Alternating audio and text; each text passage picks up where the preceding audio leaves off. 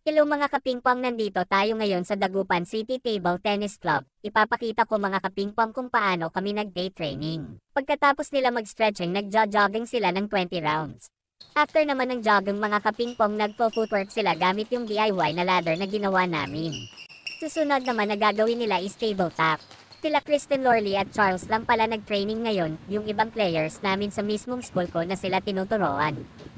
Last exercise na ginagawa nila mga kapingpong is shadowing gamit ang band resistance. After ng mga exercise na ginagawa nila, magpapahinga lang sila ng saglit para sa multi-ball drills.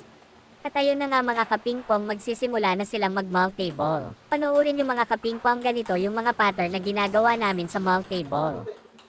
Ang unang ginagawa namin mga kapingpong is forehand. After ng forehand, nagbabackhand naman sila. Inuulit lang namin yung ginagawa namin mga kapingpong sa training para mahasa sila sa kanilang stroke at mabuild ang muscle memory. More consistency rin ang daily training namin.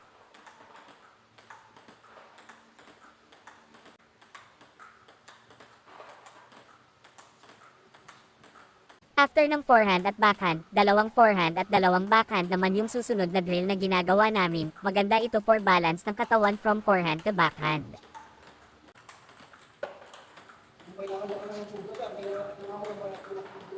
Ang susunod naman na drills nila is one forehand side at one forehand middle at isang backhand.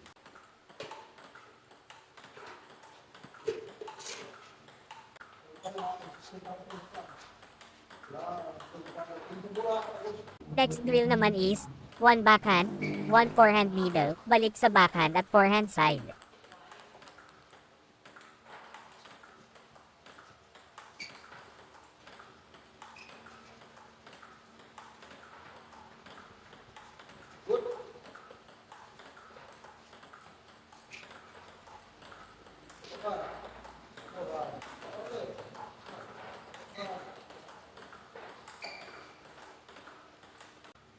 Yan yung mga sample ng drills namin mga kapingpong.